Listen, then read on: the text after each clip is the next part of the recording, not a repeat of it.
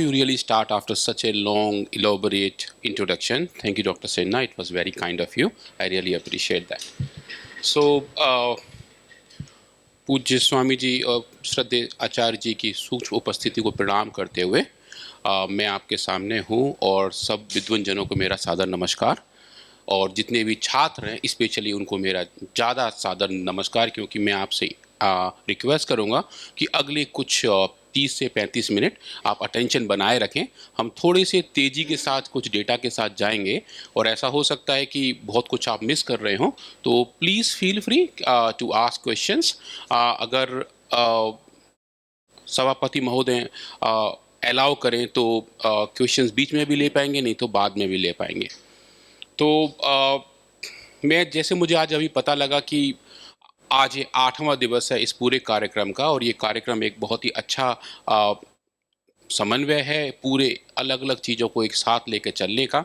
और मैंने देखा कि मेरे से पहले वाले कुछ स्पीकर्स जो 4 या 5 दिन पहले थे, जिन्होंने बहुत अच्छे से बताया आप लोगों को कि साइंटिफिक रिसर्च करते कैसे हैं और जो उसके रूल्स और रेगुलेशंस हैं, प्लानिंग्स हैं, जर्नल के बारे में जो बातें हैं जो आपको बताई जा चुकी हैं, और आप लोगों ने अच्छे अच्छे नोट्स भी बनाए। मैंने कुछ स्टूडेंट्स वहाँ बैठे हैं उनके देखे थे और ये पाया कि बहुत कुछ ऐसा है जो बताया जा चुका है जो थियोरेटिकली अभी भी वैलिडेटेड है। तो फिर ये आया कि फिर हम क्या करें, मैं स्पेशली क्या बताऊं।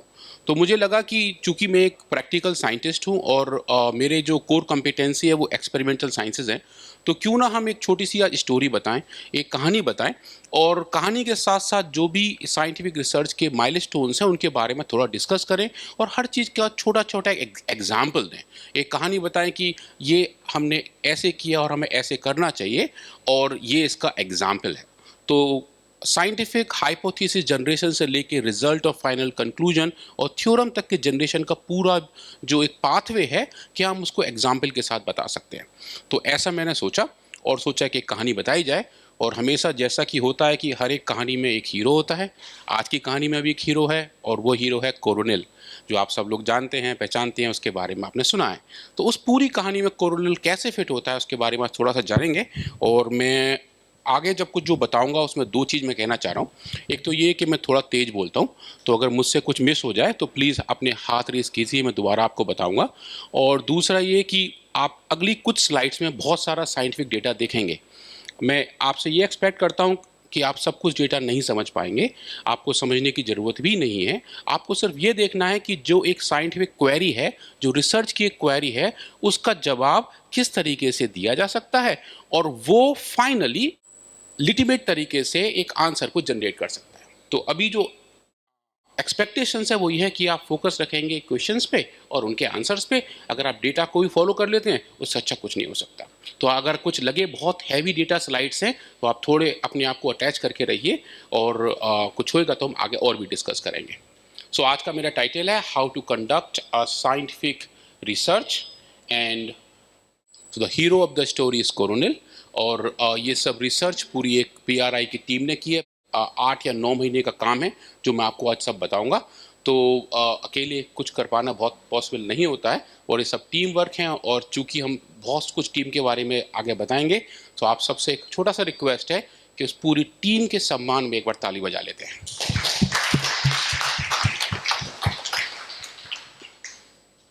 So what is research? So in definition, all of us know the systemic search of knowledge through study, observation, comparison and experimentation is called research. ये 4 मेजर पॉइंट्स हैं कि हम क्या स्टडी कर रहे हैं, उसको कैसे ऑब्जर्व कर रहे हैं, कैसे कंपेयर कर रहे हैं और कैसे एक्सपेरिमेंट करते हैं। इसके 3 मेन स्टेप्स हैं जो आपको अभी याद रखने की ज़रूरत है, क्योंकि हर एक स्लाइड में हम इनके बारे में बात करेंगे। एक क्वेश्चन पूछेंगे, एक सवाल उठाएंगे, उसके बारे में कुछ डेटा इकट्ठा करेंगे और उन सब डेटा को इकट्ठा करके एक आंसर पैदा करेंगे। 3 मेजर स्टेप्स हैं। और रिसर्च के 2 टाइप हैं। एक तो है बेसिक रिसर्च, ऐसी जो हमारे नॉलेज को एनहांसमेंट करने का काम करती है। हम सीखते हैं, औरों को सिखाते हैं और इस तरीके से विश्व आगे बढ़ता है, ज्ञान आगे बढ़ता है, विज्ञान आगे बढ़ता है। और दूसरा जो रिसर्च है वो अप्लाइड रिसर्च है। That is done to solve practical problems. एक नई मशीन का निर्माण, एक नए यंत्र की खोज, एक नई दवाई की खोज जो प्रैक्टिकली चीज़ों को आगे बढ़ाती है, वो अप्लाइड रिसर्च है। इन दोनों के बीच की लिंकिंग ही विज्ञान है। कैसे हम एक बेसिक रिसर्च को आइडेंटिफाई करके उसको अप्लाइड में कन्वर्ट करते हैं, वो एक अप्लाइड साइंस हो जाता है। नाउ स्टेप्स क्या क्या है हमारे साइंटिफिक रिसर्च के। पहला स्टेप, आइडेंटिफाई अ प्रॉब्लम, एक समस्या को ढूंढें और एक सवाल पूछें, आस्क ए क्वेश्चन। फिर उस सवाल का आंसर ढूंढने के लिए एक हाइपोथेसिस को फॉर्मुलेट करें। उसके बाद एक एक्सपेरिमेंट को डिजाइन करें जो उस हाइपोथेसिस को टेस्ट करे। फिर हाइपोथेसिस को टेस्ट करें और उस टेस्टिंग के बाद एक थ्योरी को फॉर्मुलेट करें। तो ऐसे 5 बड़े स्टेप्स हैं जो एक साइंटिफिक रिसर्च में आगे लेके चलते हैं। ये सब हम कक्षा 8 से पढ़ना शुरू कर देते हैं और जब तक पीएचडी पोस्टडॉक होता है रोज पढ़ते ही रहते हैं। बट यही है कि ये जो हमारी पढ़ाई है हम उसको अप्लाई कैसे करें वो हम आगे वाली कुछ स्लाइड्स में देखेंगे। कोरोनिल की स्टोरी। तो कोरोनिल की जो स्टोरी आज हम बात करने वाले हैं, आई थिंक सब लोग अब इसके बारे में शायद काफ़ी जानते ही हैं कि कोविड-19 के टाइम पे बहुत कुछ ज़रूरत था। उस वक्त कोई दवाई नहीं थी, साइको सोशोलॉजिकल प्रॉब्लम्स आए हुए थे, इकोनॉमिकल बर्डन्स थे और सच पूछिए बाहर से लेके अंदर तक सब लोग परेशान थे कि क्या करें। उस टाइम पे पूज्य आचार्य श्री और श्रद्धेय स्वामी जी के आशीर्वाद से हम लोगों ने सब पे काम करना शुरू किया और जैसे हमको निर्देश मिलते गए वैसे हम इस पे किए और हमारा जो कॉम्बैट था, जो लड़ाई थी कोविड-19 की, वो फाइनली कोरोनिल के तौर पे बाहर आई। सो नाउ हम क्या करेंगे, अब क्या बताने वाले हैं कि जनरली पतंजलि रिसर्च इंस्टीट्यूट में जो रिसर्च है वो 2 तरीके से करते हैं। एक तो करते हैं दवाइयों के ऊपर, जो बनी बनाई दवाइयाँ हैं, जैसे कि पुराने शास्त्रीय फॉर्मुलेशन है, जैसे कि चंद्रप्रभा बटी है, गिलोय सत है, गिलोय घनबटी हैं, जो पुरानी दवाइयाँ हैं जो शास्त्रों में बताई हुई हैं, पूज्य आचार्य श्री ने भी जो नई फॉर्मुलेट की हुई हैं, उन पे जब हम काम करते हैं तो हम उसको बोलते हैं ड्रग ड्रिवन अप्रोच। हम दवाइयों के आधार पे बीमारियों का ट्रीटमेंट का ऑप्शन देखते हैं। दूसरा जो तरीका है वो है डिजीज ड्रिवन अप्रोच, जहां हमारे पास एक बीमारी है और हमें उसके बारे में ज़्यादा जानकारी नहीं है और वहाँ देखते हैं कि हमारी कौन सी दवा फिट हो सकती है। सो इस केस में जो हम आपको शुरू में कहे थे कि 3 स्टेप बड़े हैं, asking a question, data collection and asking a theory. So the पहला क्वेश्चन इसमें देखा गया, हाउ टू कंट्रोल कोविड-19 थ्रू आयुर्वेदा। ये एक बड़ा क्वेश्चन था और हम प्रयास किए, पूरी टीम ने मेहनत किया कि इस प्रेजेंटेशन के अंत तक आप देख पाएंगे कि इस सवाल का, इस प्रश्न का जवाब कैसे हम कर सकते हैं।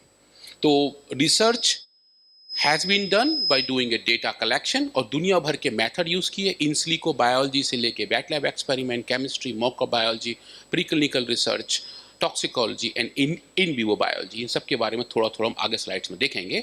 और फाइनली जो आंसर आया वो ये था कि हमने कोरोनिल को फॉर्मुलेट किया और बहुत सारे रिसर्च पेपर पब्लिश किए। अब जब हम बात करते हैं रिसर्च पेपर की, और चूंकि अभी हम एक यूनिवर्सिटी के अपने प्रांगण में हैं और ये एक बहुत बड़ी बात है जो सब स्कॉलर्स को, हमारे प्रोफेसर्स को और जो पोटेंशियल प्रोफेसर्स हैं उनको ये सीखने का बहुत ज़रूरत है, वो ये है कि साइंस के केस में ऐसा कहा जाता है कि there is no research it's complete until it's published. मतलब ऐसा कोई भी अनुसंधान आप जो कर रहे हैं वो जब तक पूर्णता को प्राप्त नहीं होता, जब तक आप उसे एक अच्छे जर्नल में प्रकाशित नहीं कर देते, वरना जो आपका ज्ञान है वो सिर्फ आप तक रह जाता है या कुछ सेलेक्टिव लोगों तक रह जाता है। आप विज्ञान के बारे में जितना आगे बताते हैं, जितने और लोग उसको देख पाते हैं, तभी उस रिसर्च की सार्थकता है। तो जो हम काम करें उसको एक अच्छे जर्नल में पब्लिश करें। और जैसे मैंने देखा कि शायद 4 या 5 दिन पहले एक ऐसा भी लेक्चर यहाँ हुआ था जहाँ बताया गया था कि कौन कौन से जर्नल्स अच्छे हैं, कौन सो को अच्छा पहचानना है, इम्पैक्ट फैक्टर क्या है, हाई इंडेक्स क्या है, वो सब आप लोग ऑलरेडी सीख चुके हो। उसको अप्लाई करें और उससे ये देखें कि जो हमारे काम हैं वो अच्छे जर्नल्स में, अच्छे रिसर्च पेपर के तौर पर पब्लिश हो रहे हैं। नाउ पहला क्वेश्चन इसमें जो हम पूछे कि which are the medicinal herb that could be effective against SARS-CoV-2 virus. SARS-CoV-2 virus ये वो वायरस है जिसकी वजह से कोविड-19 होता है। और द क्वेश्चन इज कि हम कौन कौन से टूल्स इसमें इस्तेमाल कर सकते हैं, कौन कौन से एक्सपेरिमेंट हम कर सकते हैं जो इस सवाल का जवाब देंगे।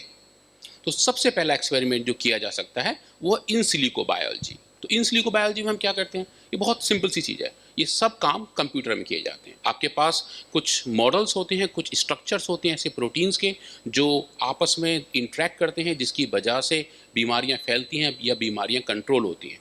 उन स्ट्रक्चर्स में, उन मॉलिक्यूल्स में आप अपने स्पेसिफिक कंपाउंड्स लेके आते हैं और आपस में उनको डॉक करते हैं, बेसिकली लड़ाते हैं आपस में, देखते हैं कि उनकी आपस की बाइंडिंग एनर्जी कितनी है और वो ये तय करता है कि वो ये कंपाउंड्स हैं, क्या वो उस डिजीज़ को मॉडिफाई कर पाएंगे या नहीं कर पाएंगे। और जब आपको ऐसा मिल जाता है तो फिर आप उन कंपाउंड्स को प्यूरिफाई करके आगे के एक्सपेरिमेंट करने शुरू कर देते हैं। उसके बाद आप एलाइजा करते हैं, जिसको हम बायोकेमिस्ट्री कहते हैं, जहाँ वास्तव में दोनों इंटरैक्टिव प्रोटीन्स के दो जो बीमारियों के फैलाने के कारण होते हैं उनके बीच के इंटरेक्शन को मेजर करते हैं और इवेंचुअली जाके फिर बाद में इन वीवो एक्सपेरिमेंट करते हैं। तो दो चीज़ हम थोड़ा फोकस करेंगे।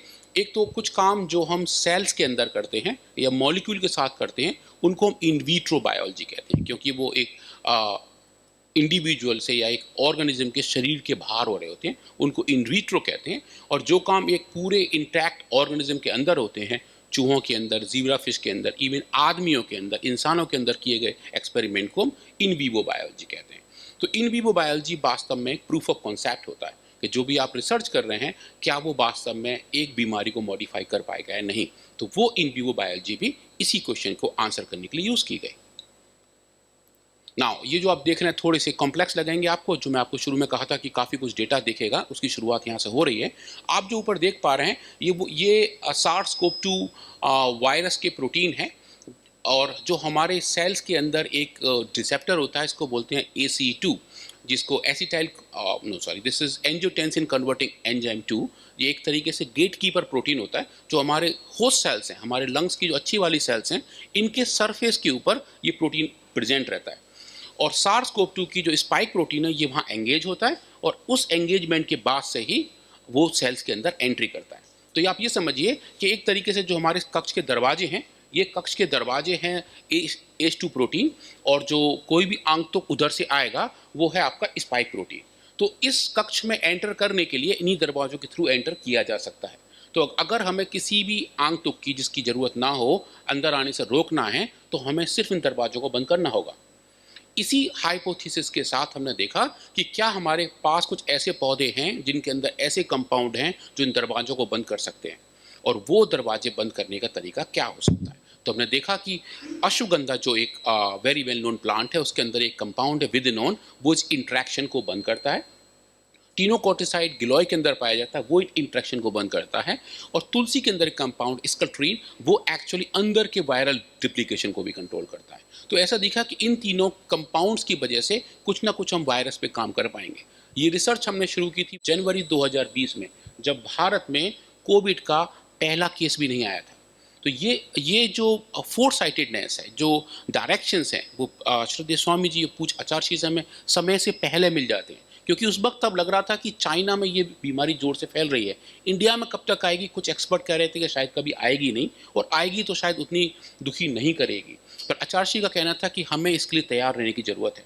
तो जनवरी आई थिंक 6 जनवरी 2020 पे हमने ये वाले एक्सपेरिमेंट शुरू कर दिए थे, और जब पहला केस इंडिया में आया था 16 जनवरी 2020 को, हमारे पास ये 3 डेटा थे जो हमें बता रहे थे कि ये यहाँ काम कर सकता है। तो जैसे ज़रूरत थी, जब देश को ज़रूरत थी, समाज को ज़रूरत थी, तो हमारे पास कुछ ना कुछ ऐसा था कि हम फॉर्मुलेट करके आगे बता सकते हैं। पर चूंकि सब लोग एक्सपेरिमेंटल साइंटिस्ट हैं हमारे यहाँ, सिर्फ इसके आधार पे ही तय कर पाना कि वास्तव में ये बीमारी को कंट्रोल कर पाएंगे, वो एक्सेप्टेबल नहीं था। हमारी खुद की टीम जो है वो आपस में बहुत लड़ती झगड़ती है, और उसके कारण भी है, क्योंकि हर एक चीज़ का, हर एक एक्सपेरिमेंट का, हर एक फाइंडिंग का जब तक एक्सपेरिमेंटल वैलिडेशन ना हो तब तक उसको आगे लेके जाना मुश्किल होता है। तो फिर इसके आगे फिर एक्सपेरिमेंट भी किए गए, और वो आपको अगले स्लाइड पर दिखेंगे। वो ये रहे। अब यहाँ जो आप देख रहे हैं, आपसे मैं रिक्वेस्ट करूँगा कि आप नीचे जो सीधे हाथ पे आपको ग्राफ दिखाई दे रहा है वहाँ आप देखें, वो एक्चुअली एक बायोकेमिस्ट्री का डेटा है। उसमें हमने क्या देखा है, हमने देखा कि अगर हम रिसेप्टर बाइंडिंग डोमेन जो SARS-CoV-2 का प्रोटीन है उसको प्यूरीफाई करें, हमने उसको प्यूरीफाई किया और कमर्शियली भी सोर्स किया, और उसको अपने H2 रिसेप्टर जो खुद के अच्छे सेल्स के दरवाजे हैं उनको इंट्रैक्ट कराएं। ये रियल एक्सपेरिमेंट्स है, ये कंप्यूटेशनल मॉडलिंग वाले नहीं है। और उसमें जब हम विदिनोन जो अश्वगंधा का कंपाउंड है उसको लेके आए अलग अलग कंसंट्रेशन पे, तो आप नीचे ग्राफ में देख पा रहे होंगे जैसे जैसे हम कंसंट्रेशन उसका बढ़ा रहे हैं वैसे वैसे इनका आपस में इंटरेक्शन टूट रहा था। तो ये क्लियरली बताया कि जो हमें कंप्यूटेशनल मॉडलिंग में देखा था वैसा ही बायोकेमिकली हम उसको प्रूव कर पाए कि at least in a pure concentration of two interactants we can diminish this interaction। उसके बाद टीम बहुत एक्साइटेड हो गई हमारी, हमने अश्वगंधा की पत्तियां ली और उसमें से इस कंपाउंड को प्यूरिफाई किया, जिसकी हम बात कर रहे हैं विदिनोन की, और एक ऐसा एक्सट्रैक्ट बनाया जिसके अंदर विदिनोन सबसे ज़्यादा मात्रा में था। जो स्क्रीन पर आप देख रहे हैं ये HPLC प्रोफाइल है, ये दिखा रही है कि उसके अंदर कितने कंपाउंड थे। जो बीच में बड़ी सी आपको कुतुब मीनार बनी दिखाई दे रही है वही ये कंपाउंड है, और जो प्यूरिफाइड कंपाउंड के साथ हमने कंपेयर करके बताया कि ये प्यूरिफाइड था और ये अच्छे कंसंट्रेशन में इस एक्सट्रैक्ट में प्रेजेंट था। इसको लेके फिर टीम ने आगे एक्सपेरिमेंट करने शुरू किए और पाया कि विदिनोन से एनरिच एक्सट्रैक्ट हम अश्वगंधा की पत्तियों से बना सकते हैं। तो यहाँ भी एक थोड़ा सा अलग काम था जो टीम ने किया, क्योंकि आयुर्वेदा के जो क्लासिकल थॉट प्रोसेस हैं वो ये बताते हैं कि अश्वगंधा की जो जड़ें हैं, जो उनके रूट्स हैं, वो मेडिसिनल वैल्यू के हैं। जब हमने बताया कि हम अश्वगंधा के पत्तियों का इस्तेमाल करेंगे तो कुछ आयुर्वेदिक एक्सपर्ट ने इस पर भी कहा कि जनरली ये एक्सेप्टेबल नहीं है, पत्तियों को यूज़ नहीं करना चाहिए। इनफैक्ट आयुष मिनिस्ट्री भी इस बात पर तैयार नहीं हो रही थी कि आप पत्तियों का इस्तेमाल कर सकते हैं, पर हमने पाया कि जो काम का कंपाउंड है वो पत्तियों में प्रेजेंट है, वो रूट्स में है ही नहीं।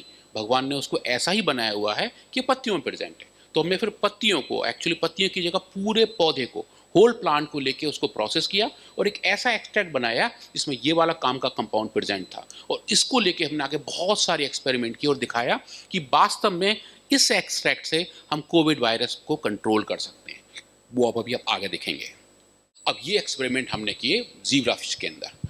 तो ये थोड़ा सा इंटरेस्टिंग है और ये बताता है कि जो शुरू में हम बात किए थे रिसर्च की, कि रिसर्च, साइंटिफिक रिसर्च करने के मायने क्या हैं। एक मायने ये है कि हम एक क्वेश्चन पूछें, दूसरा ये है कि हम उसके आंसर ढूंढें, और तीसरा वो बहुत ज़रूरी है कि कभी कभी जो हम आंसर ढूंढ रहे होते हैं हमारे पास रिसोर्स नहीं होते, हमें पता नहीं होता कि हम आगे क्या करें। और सच पूछिए, एक वैज्ञानिक टीम की पहचान वही है कि जब हमारे पास रिसोर्स ना हो, आगे का रास्ता बिल्कुल अंधेरा दिखाई दे रहा हो, तब आपस में ही सोच के कुछ ऐसी लौ जगाएं कि कुछ रोशनी दिखाई देनी शुरू हो। ऐसा इस केस में हुआ। ऐसा क्यों हुआ? क्योंकि ये जो SARS-CoV-2 वायरस है, ये आदमियों के अलावा किसी और जानवर को इन्फेक्ट नहीं करता है। जैसे कि जो एक्सपेरिमेंटल एनिमल्स हैं वो चूहे और चुहिया होते हैं, rat, mice, guinea pigs and rabbit, इन पर जनरली दुनिया काम करते हैं। पर भगवान ने उनको ऐसी शक्ति दी हुई है कि आप उन्हें कोविड वायरस डालेंगे उनको कुछ नहीं होता, they are immune to it. कुछ मतलब छींक तक नहीं आती, छींक तो खैर वैसे भी नहीं आती उनको, मतलब उन्हें बुखार भी नहीं आता, कुछ फर्क नहीं पड़ता। तो अब ये था कि जब आपके पास एक्सपेरिमेंटल एनिमल नहीं है, फिर आप इन वीवो स्टडी कैसे करेंगे? आप कैसे प्रूव करेंगे कि आपके पास जो ड्रग है, जो प्यूरिफाइड कंपाउंड है, वो कोविड वायरस के अगेंस्ट काम कर सकते हैं? और ये एक चैलेंज था और उस वक्त कर पाना बहुत मुश्किल था। ये हम बात कर रहे हैं लगभग अप्रैल 2020 की, तब कोविड वायरस को लेना भी बहुत मुश्किल था, कहीं रिसर्च के लिए उपलब्ध नहीं था। तो फिर तब सोचा कि क्यों ना हम ऐसा करें कि ह्यूमनाइज्ड एनिमल बनाएं, मतलब आदमियों के लंग्स की सेल्स, क्योंकि लंग्स कोविड वायरस के प्राइमरी टारगेट ऑर्गन हैं, जो सबसे ज़्यादा पहले तरीके से ख़राब होते हैं, और 90% डेथ का कारण कोविड की वजह से लंग्स की प्रॉब्लम रही है। तो लंग्स टारगेट ऑर्गन था कोविड वायरस का। तो क्यों ना हम आदमियों की लंग्स की सेल्स को किसी एनिमल्स के अंदर डालें और उनके अंदर उन सेल्स को ग्रो होने दें और फिर कोविड वायरस को डालें। इनको बोलते हैं जीनो ट्रांसप्लांटेशन, ह्यूमनाइज्ड एनिमल मॉडल। और ह्यूमनाइज्ड एनिमल मॉडल रैट और माइस में बनाने में 8 महीने लगते हैं, क्योंकि हर एक एनिमल उन सेल को एक्सेप्ट नहीं करता है। तो फिर क्या करें? फिर वही अंधेरे वाली बात आ जाती है। तो उस वक्त टीम ने सोचा और प्लान किया कि क्यों ना हम ज़ीब्रा फिश पे काम करें। पहले भी हम ज़ीब्रा फिश पे काम करते थे। ज़ीब्रा फिश एक इतनी बड़ी फिश होती है, इतनी छोटी, उसके ऊपर स्ट्राइप्स होते हैं ज़ीब्रा की तरह, इसलिए वो देखने में ज़ीब्रा फिश। कुछ फोटो वहाँ दिख रहे हैं आपको, देखो लेफ्ट हैंड साइड पे।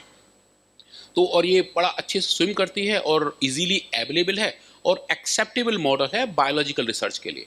दुनिया भर के बहुत सारे रिसर्च फिश में होते हैं और हम लोगों ने बहुत काम किया हुआ था पहले।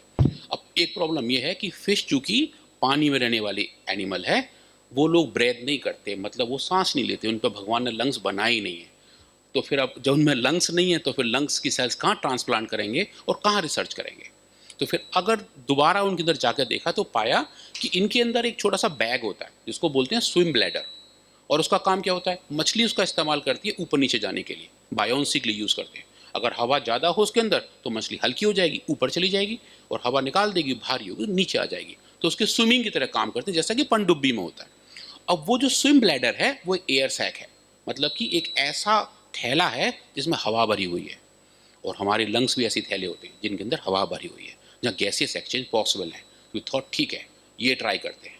तो ह्यूमन लंग सेल्स लेके उन एयर सैक्स के अंदर हमने इंजेक्ट किया और प्रार्थना की कि हे प्रभु इन सेल्स को एक्सेप्ट करा देना, क्योंकि वो चांसेस किसी को थी नहीं कि होगा नहीं होगा, क्योंकि वो सेल्स वहाँ चिपकेंगे, मरेंगे, जिंदा रहेंगे, कुछ नहीं पता, क्योंकि फिश की अपनी इम्यूनिटी है। उसके लिए ये जो सेल्स हैं ये एक फॉरेन बॉडी है और वो उनको निकाल बाहर करेंगे। पर लकीली ऐसा नहीं हुआ। 8 दिन के अंदर अंदर ह्यूमन लंग सेल्स उस एयर सैक के अंदर होम इन कर गए, मतलब वो वहाँ चिपक गए और वहाँ ग्रो होने शुरू हो गए। तो एक तरीके से क्या हुआ, हमने एक जीनो ट्रांसप्लांटेड ह्यूमनाइज फिश बना ली। ऐसी हमने 800 फिश बनाई ताकि सबके अंदर ऐसे ऐसे सेल्स जमा हो जाएं। और जब ये सेल्स जमा हो गए तब हमने उन सेक्स के अंदर जहाँ पे ये सेल्स चिपके हुए थे कोविड वायरस का स्पाइक प्रोटीन इंजेक्ट किया और देखा ये जो कोविड वायरस का स्पाइक प्रोटीन है क्या इन ह्यूमनाइज फिश में ऐसे मार्कर पैदा कर सकता है जो हम आदमियों के, इंसानों में कोविड वायरस के दौरान देखते हैं, जैसे कि बुखार, जैसे कि हैमरेज, जैसे कि बिहेवियरल में एबनॉर्मलिटी, जैसे कि डेथ, जैसे कि किडनी प्रॉब्लम। इन सबको नापा और देखा हम कौन कौन से पैरामीटर नाप सकते हैं। सबसे पहले बुखार कोविड में सबसे पहले आता है। जो भी लोग कोविड पॉजिटिव रहे होंगे, रहा होगा कि बहुत तेज बुखार बहुत दिन तक, तो फिर ठीक है भाई, फिर बुखार नापते हैं। तो एक और चैलेंज यहाँ पे जो रिसर्च के लिए यही है कि रास्ता कैसे ढूंढें। तो मछलियाँ कोल्ड ब्लडेड एनिमल है, मतलब कि हमारी तरह वार्म ब्लडेड नहीं है। हमारे शरीर का टेम्परेचर हमेशा फिक्स रहता है। हम चाहे कितनी गर्मी में हो चाहे कितनी ठंडी में हो, हमारा टेम्परेचर 37 डिग्री सेल्सियस है। फिश आर कोल्ड ब्लडेड, मतलब कि वो जिस टेम्परेचर में होंगी उनका टेम्परेचर वही हो जाएगा। तो अगर वो 2 डिग्री के टेम्परेचर में तो शरीर का टेम्परेचर 2, अगर वो 30 में है तो 30। ऐसों का बुखार कैसे नापेंगे और थर्मामीटर कहाँ लगाएंगे, right? That becomes a concern. तो उसके लिए भी एक डिवाइस होती है जिसको हम कहते हैं बिहेवियरल फीवर, जो आपको स्क्रीन पर दिखाई दे रहा है। जो आप सेंटर में बॉक्स बॉक्स बने दिख रहे हैं, जो आइस बॉक्स की तरह आपको लग रहे हैं, वो बेसिकली चेम्बर्स हैं जो आपको एक तरीके से फोटो के तौर पर दिखाने का प्रयास किए हैं। 3 चेम्बर हैं जिनमें अलग अलग टेम्परेचर का पानी भरा हुआ है और उन तीनों चेम्बर के बीच में एक छोटी सी दीवार, एक छेद है जहाँ से फिश स्विम कर सकते हैं। तो अब क्या करते हैं, आप बेसिकली एक कैमरा लगाते हैं इसके ऊपर और देखते हैं कि 3 मिनट के विंडो में फिश सबसे ज़्यादा टाइम किस चेम्बर में इन्वेस्ट कर रहा है। तो अगर फिश को बुखार है तो वो उस टेम्परेचर पर जाके बैठेंगे जहाँ आपका टेम्परेचर ज़्यादा है, जो उनके शरीर के टेम्परेचर के बराबर है। और अगर उनको बुखार नहीं है तो वो कम टेम्परेचर में शिफ्ट हो जाएंगे। तो फिर हमने क्या देखा कि ऐसे एनिमल जिनके अंदर हमने स्पाइक प्रोटीन दिया था कोविड वायरस का, वो सब के सब शिफ्ट हो गए हायर टेम्परेचर में, मतलब उनके अंदर बुखार जैसी फीलिंग आनी शुरू हो चुकी थी। और जब इनको हमने दी अपनी दवाइयाँ, काफ़ी सारी दवाइयाँ दी, जितनी दवाइयाँ पॉसिबल थी मैं सब ट्राई किए थे।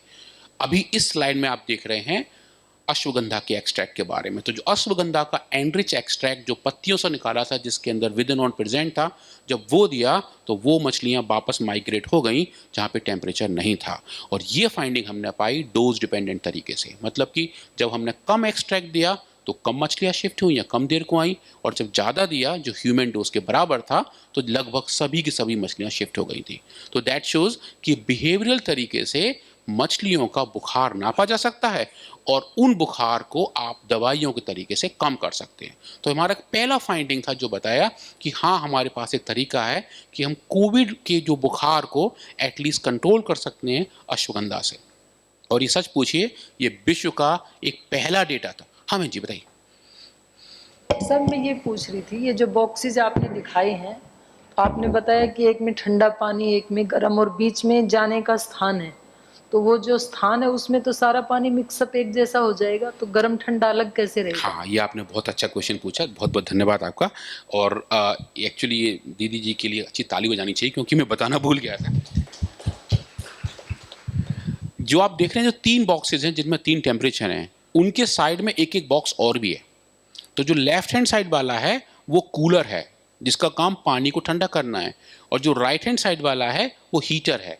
उसमें हम ज़्यादा गर्म पानी रख रहे हैं, इसमें हम ठंडा पानी रख रहे हैं, और पानी का फ्लो ऐसा है। तो ऐसा करके हम मेंटेन कर लेते हैं 3 टेम्परेचर। जब टेम्परेचर मेंटेन हो जाता है उसके बाद मछलियाँ छोड़ते हैं। और ये जो कूलर और हॉटर वाले जो कंपार्टमेंट हैं, इनके अंदर भी छेद हैं छोटे छोटे, वो लेकिन वो उतने ही छोटे हैं कि पानी जा सके, मछली नहीं। अगर वो मछलियाँ ज़्यादा हॉट और ज़्यादा कोल्ड में जाएंगे तो उनका बिहेवियर चेंज हो जाएगा। तो सिर्फ पानी की आवाजाही के लिए, आपने क्या बताया था आज, वातायन, राइट, तो जलायन, राइट, तो तो कुछ वो जलायन बना दिए थे, छोटे छोटी ऐसी खिड़कियां जिनसे जल जा सके, राइट, और वो फिर ऐसे चले गए और हमने देखा कि मछलियां फिर इधर उधर नहीं जा रही थी। इस एक्सपेरिमेंट को शुरू करने से पहले हम वैलिडेट करते हैं, जैसे आप बता रहे थे सुबह कि वो तराजू में पासिंग करते हैं, राइट, उसको वैलिडेशंस कहते हैं। ऐसे ही एक्सपेरिमेंटल वैलिडेशन भी बहुत जरूरी होती है। तो प्रॉपर एक्सपेरिमेंट करने से पहले इसके 4-5 कंट्रोल वैलिडेशंस होते हैं। जैसे आप अलग अलग टाइम की अलग अलग मछलियों को लाकर डालेंगे और देखेंगे वास्तव में वो उसी टेम्परेचर पर रह रहे हैं या नहीं। उसके बाद ही डिजीज एनिमल और ट्रीटेड एनिमल्स को हम ट्राई करते हैं। Sir please.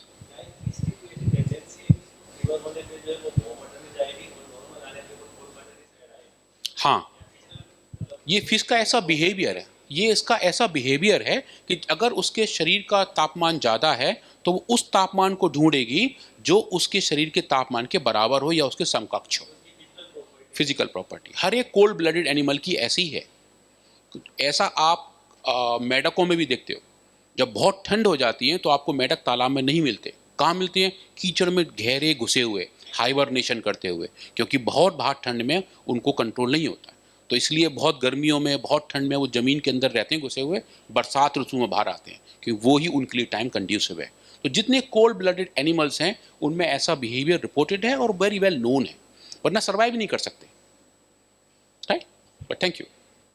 तो ये अगला पॉइंट कि जो भी हम काम करें अच्छा रिसर्च करें और तुरंत उसको अच्छे जर्नल में पब्लिश कर दें। तो आप जो देख रहे हैं ये विदिनॉन का जो हमने विदानिया सोमनिफेरा, इसको अश्वगंधा का साइंटिफिक नेम है, जिससे आइसोलेट करके हमने बताया कि ये SARS-CoV-2 के रिसेप्टर बाइंडिंग डोमेन और ACE2 रिसेप्टर जो हमारे खुद के रिसेप्टर हैं उनके इंटरेक्शन को ये विदिनॉन तोड़ता है और ह्यूमनाइज ज़ीब्रा फिश के अंदर जो भी स्पाइक प्रोटीन के थ्रू पैथोजेनेसिस हैं उनको ये वापस लेके आता है।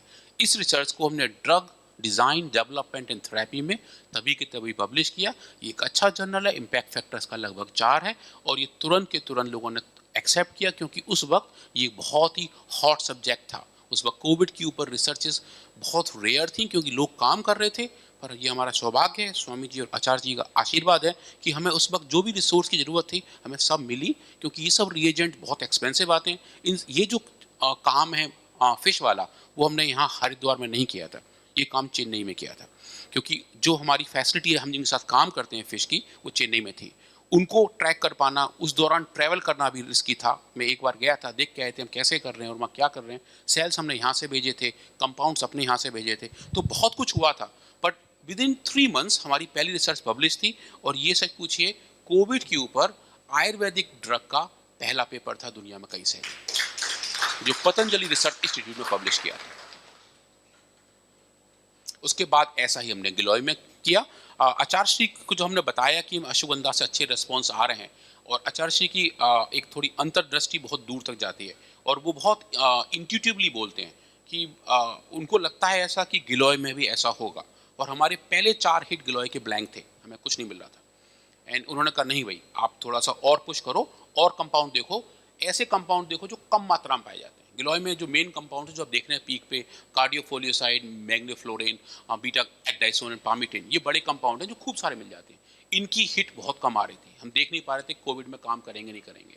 देन उन्होंने कहा कि छोटे कंसंट्रेशन कंपाउंड लो, देन वी गो टू टीनोकॉर्टिसाइड जो बहुत कम होता है प्रेजेंट, पर उसकी एफिकेसी आई और हमने पाया कि वास्तव में वो छोटा सा कंपाउंड जो गिलोय के अंदर है वो कोविड वायरस की एंट्रेंस को कंट्रोल कर सकता है। वो वाला काम फिर हमने गिलोय घनबटी पे किया, पहले एक्चुअली गिलोय एक्सट्रैक्ट पे किया, पर चूंकि हमारा प्रोडक्ट है गिलोय घनबटी तो हम उधर शिफ्ट हुआ, बताए कि घनबटी अपने आप में भी ये काम कर सकती है। और फिर घनबटी पे एक्सपेरिमेंट किए और दिखाया कि ऐसे ही फाइंडिंग जो आपने देखे फिश में उसी को यहाँ रिपीट करें और पाया कि टीनोस्पोरा कार्डियोफोलिया उसके एक्सट्रैक्ट से हम फिश के अंदर कोविड के इफेक्ट को रिवर्स कर सकते हैं। उसके साथ साथ जो साइटोकाइंस हैं, जो किडनी के प्रॉब्लम्स हैं, उन सबको भी नॉर्मलाइज कर सकते हैं। वो भी सब फाइंडिंग थी और वो सब भी हम पब्लिश किए और वो फ्रंटियर्स इन फार्माकोलॉजी पब्लिश किए, जो 6 इम्पैक्ट फैक्टर का जर्नल है, उसमें बताया कि गिलोय घनबटी ये काम कर सकता है। नाउ हमारे पास ऐसे आइडिया आ गए, गिलोय, अश्वगंधा और तुलसी ऐसे काम करते हैं, अलग अलग ड्रग्स के तौर पे वो काम करते हैं, पर अगर हमें किसी को देना हो पेशेंट को देना हो तो 3 या 4 गोली एक बार नहीं खा पाएंगे। उनके कंप्लाइंस के लिए क्यों ना हम इसको एक साथ फॉर्मुलेट करें, and that's what we call in science an idea generation. We generate an idea, एक प्रपोजल को लेकर आगे बढ़ते हैं और हाइपोथेसिस बनाते हैं कि जो हमारे शुरू के ऑब्जर्वेशन थे क्या उनको हम यूज करके एक नई दवा बना सकते हैं। And that's how Coronil was formulated. That is like Coronil, a blend of ashwagandha, giloy and tulsi. अब पूरी रिसर्च कोरोनिल पे शुरू कि अगर कोरोनिल हम बना चुके हैं तो क्या हम इसको क्लिनिकली बता सकते हैं। अब तक तो हम बात कर रहे थे कि भाई बायोकेमिस्ट्री में क्या हो रहा है, मे बी एनिमल मॉडल में क्या हो रहा है, आगे क्या कोरोनिल बना लिए तो क्या कर सकते हैं। और जब हम बात करते हैं क्लिनिकल यूज़ की तो दो बड़ी चीज़ें हैं। एक तो सेफ्टी, क्या ये दवा सेफ है, क्योंकि जब भी हम ह्यूमन को दवा देने शुरू करेंगे लोग ये पूछेंगे कि अगर आपने इसको ज़्यादा डोज पे दे दिया या ज़्यादा ड्यूरेशन को दे दिया कोई साइड इफेक्ट तो नहीं आएंगे, और वो हमें उसका जवाब हर बार देना होता है। तो वो सबसे पहले हमने किया और पाया कि कोरोनिल का हमने 28 दिन तक चूहों के अंदर टेस्ट किया। ऐसे चूहे जिनको कोई बीमारी नहीं थी, ये नॉर्मल चूहे हैं, अच्छे हंसते खेलते, और ये हमने 28 दिन तक आदमियों की डोज के 28 गुना तक 1000 मिलीग्राम पर केजी 28 दिन तक रोज 3 अलग अलग डोजेज में इन चूहों को दिया। और इसको हमने एक जीएलपी टॉक्स बोलते हैं। जीएलपी मतलब गुड लेबोरेटरी प्रैक्टिस, मतलब कि जो भी आप एक्सपेरिमेंट कर रहे हो वो उसी तरीके से सर्टिफाइड हैं जिन्हें एफडीए या ईएमए, यूरोप की जो एजेंसी है, वो एक्सेप्ट करती है। एफडीए ने यूएस में एक नॉर्म्स बना रखे हैं कि आप एक्सपेरिमेंट करो कम से कम इतना इतना आपको करना जरूरी है। जैसे कि अगर आप एक्सपेरिमेंटल रूम में जा रहे हो और आपने वहाँ की लाइट ऑन की है, उसको भी आप रिकॉर्ड करोगे। वो क्वालिटी मैनेजमेंट का एक तरीका है और जीएलपी में वो सब फॉलो करने होते हैं। तो जीएलपी टॉक्स सबसे टॉप एंड का डेटा होता है। जो भी डेटा जीएलपी टॉक्स से आता है उसकी एक्सेप्टेबिलिटी सबसे आगे तक होती है। तो हमने कोरोनिल और स्वसारी का भी 28 दिन तक रैबिट्स और रैट दोनों में एक्सपेरिमेंट किया और पाया, क्या पाया, ये पाया। ये देखते अगली स्लाइड में। तो ये जो आप डेटा देख रहे हैं ये थोड़ा सा कॉम्प्लेक्स स्लाइड अगेन है, बहुत सारे डेटा हैं, पर आप जो बीच में लेफ्ट हैंड साइड के दो ग्राफ हैं ये बता रहे हैं कि जो एनिमल्स का वेट गेन है, क्योंकि 28 दिन तक ये चूहे खाना खा रहे हैं, इनका वजन बढ़ता जाता है। अगर कोई भी टॉक्सिटी होगी सबसे पहले इनका वेट कम होना शुरू हो जाता है। तो आप देखेंगे कि वेट गेन में कोई चीज़ नहीं था, चाहे उन्होंने 1000 मिलीग्राम पर केजी का कोरोनिल खाया हो या कुछ भी नहीं खाया हो, जिन्हें आपने कुछ भी नहीं दिया हुआ है, कोई चीज़ नहीं था। इनका फूड कंजम्पशन जो राइट हैंड साइड के दो ग्राफ हैं जो आपको ये बता रहे हैं कि कितना खाना रोज खा रहे हैं, वो भी स्ट्रेट लाइन है बेसिकली। उसमें उनकी फीडिंग हैबिट में कोई चेंज नहीं आया, पानी पीने की हैबिट में कोई चेंज नहीं आया, और वजन जो बढ़ रहा था वो नॉर्मल बढ़ता रहा। उसके बाद हमने फिर बहुत सारे हेमेटोलॉजिकल मेजरमेंट किए, ब्लड के जितने पैरामीटर हैं वो सब नापे, लिपिड प्रोफाइल से लेके kidney profile, liver profile, thyroids, जितने पॉसिबल हैं सब जो हम इंसानों में नापते हैं।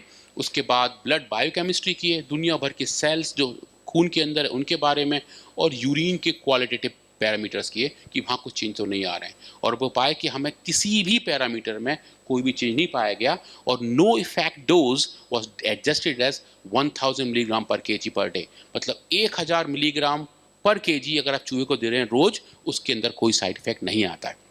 उसके बाद बहन जी ये देखिए, ये अच्छा डेटा है। खाली हम ही नहीं रुके, जैसे स्वामी जी कहते हैं हर बार कि हम चूहों के साथ थोड़ा सा अलग तरीके का व्यवहार करते हैं और उनके ऑर्गन्स हार्वेस्ट करके वो पतले पतले चिप्स काटते हैं। स्वामी जी का फेवरेट वर्ड्स है कि ऑर्गन्स फिक्स करते हैं और हिस्टोपैथोलॉजी करते हैं, एक बारीक बारीक स्लाइड्स बनाते हैं। कुल 28 अलग अलग ऑर्गन पे हमने काम किया। आप जो फोटो देख रहे हैं ये एक एक ऑर्गन के फोटो हैं। लेफ्ट हैंड साइड में उनके नाम लिखे हुए हैं, liver, cerebrum, lungs, kidney, heart. और जो लेफ्ट हैंड साइड वाले हैं वो कंट्रोल एनिमल्स हैं जिनको कोई ट्रीटमेंट नहीं दिया गया। उसके बाद 1000 मिलीग्राम पर केजी तक मेल फीमेल दोनों के सब ऑर्गन्स में चेक किया और पाया कि कोई भी कैसी भी एडवर्स इफेक्ट नहीं पाए गए। The drug is completely safe, and that we also published in the drug and chemical toxicology that shows that coronil is a safe drug for any clinical use, and that came in the press as well. ये भी काफ़ी अच्छा toxicology का बड़ा journal है, Taylor Francis group का है और 4 इम्पैक्ट फैक्टर का। Now here comes chemistry. जब आपने दवा तो बना ली, आपने सेफ बता दिया, पर इसके अंदर है क्या क्या वो देखने के लिए आपको हाई एंड केमिस्ट्री करनी पड़ती है। और जो हमारी केमिस्ट्री की टीम है, एनालिटिकल केमिस्ट्री की टीम है, वो बहुत तेज़ी से इस पर जुटी रही। High performance thin layer chromatography HPTLC, high performance liquid chromatography HPLC, and ये थोड़ा सा लंबा नाम है, इट्स कॉल्ड UPLC क्यूटॉफ। बेसिकली ये बताता है कि ऐसे कौन कौन से कंपाउंड्स हैं जो उसके अंदर नोन नहीं है, वो भी हम ढूंढ लेते हैं, जिसके बारे में स्वामी जी हर बार कहते हैं कि हम पे एक ऐसी मशीन है कि आप थोड़ा कंपाउंड डालो तो बता देती है इसके अंदर कौन कौन से कंपाउंड मिले हुए हैं। वो भी हमने कोरोनिल में टेस्ट किए, इन सबको ज्वाइन किया और बहुत सारा डेटा जनरेट किया और पाया। ये आप देख रहे हैं HPTLC डेटा, और पाए के बैच टू बैच कंसिस्टेंसी थी, और जो मेन कंपाउंड हम देख रहे थे वो सब इसके अंदर पाए गए। HPLC में हमको डिफाइन कर पाए कि जो भी कंपाउंड्स थे वो कितने थे, वो हमने ढूंढ लिए। और बहुत सारे कंपाउंड जो अननोन हैं, जिनके बारे में कोई लिटरेचर में इंफॉर्मेशन थी नहीं, उनको हमने अगली स्लाइड में यहाँ देखा। क्यूटॉफ के अंदर कुल मिला के हमें पाए 44 कंपाउंड्स जो इसके अंदर प्रेजेंट हैं। और ये हम यहीं नहीं रुके, क्योंकि तब तक कोरोनिल की फॉर्मुलेशन हो चुकी थी। हमने कोरोनिल के 25 अलग अलग कमर्शियल बैचेस लिए और सब बैचेस में यही एक्सपेरिमेंट किए और दिखाया कि ये जो फाइंडिंग्स हैं वो कंसिस्टेंट है। मतलब जो हमारी फॉर्मुलेशन हो रही है, जो टीम बना रही है पदार्थ में बैठ के, वो ड्रग्स को राइट डायरेक्शन में उसी अनुपात में बना रही है और फाइटो कंपाउंड उतने ही प्रेजेंट हैं। और ये सब finally journal of separation science में पब्लिश हुआ। अब इसमें सबसे अच्छी फाइंडिंग क्या है? किसी जर्नल के फ्रंट पेज पे कुछ डेटा का जाना बहुत बड़ा माना जाता है, और आयुर्वेद के क्षेत्र में आज तक ऐसा नहीं हुआ। कोरोनिल एक आयुर्वेद की पहली औषधि है जो किसी जर्नल के फ्रंट पेज पे गई है। और जो आप देख रहे हैं, क्योंकि उनको डेटा इतना अच्छा लगा था, उन्होंने कहा कि क्या हम अपना डेटा उनके फ्रंट पेज के लिए दे सकते हैं। तो इससे अच्छा क्या हो सकता है? हमने आज बिल्कुल शुक्रगुजारी के साथ, आप प्लीज़ इसको पब्लिश कीजिए। तो उन्होंने पब्लिश किया, और ये लास्ट ईयर का पेपर है जो इस जर्नल के फ्रंट पेज पे आया है। Thank you. नाउ थोड़ा बायोलॉजी वाला क्वेश्चन कोरोनिल को लेके। इसमें सेम क्वेश्चन कि भाई ऊपर जो आप देख रहे हैं टाइटल, वो एक प्रश्न है जो पूछा गया, how will Coronil prevent SARS-CoV-2 infection? अगर ये इन्फेक्शन को रोकेगा तो कैसे रोकेगा? और ये जो आप पाथवे देख रहे हैं, ये बता रहा है कि इन्फेक्शन होता कैसे है। ऊपर जो आप गोल गोल अच्छा सा वायरस देख रहे हैं, जो एक सेल के अंदर जाता है, अंदर जाके ट्रांसक्रिप्शन मशीनरी को हाईजैक करता है, अपनी बहुत सारी कॉपियाँ बनाने लगता है और साइटोकाइंस को रिलीज करता है। बेसिक फंक्शन इसकी यही है, जो पूरा डिटेल स्लाइड्स हैं। इनके अंदर हाइपोथेसिस हमारी क्या थी?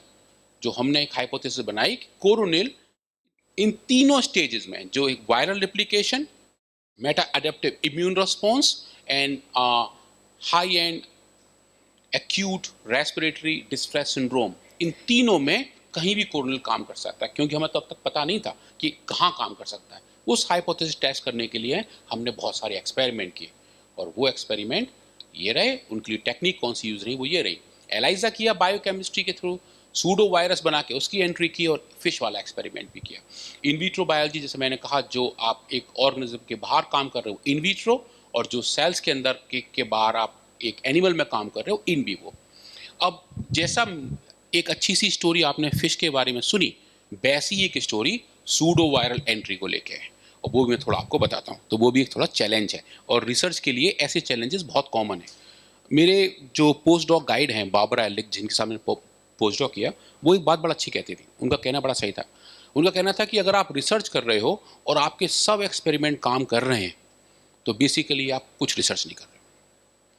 उनका ये कहना था कि अगर आपके पास फेलियर्स हैं, इसका मतलब आप राइट डायरेक्शन में हो, आप उस तरफ जा रहे हो जहाँ आज तक कोई गया ही नहीं, और इसीलिए आपके पास फेलियर्स आ रहे हैं। वो फेलियर्स नहीं है, वो फेलियर्स एक तरीके से आपको बता रहे हैं कि आपका पाथ आगे अच्छा होने वाला है, डोंट गिव अप।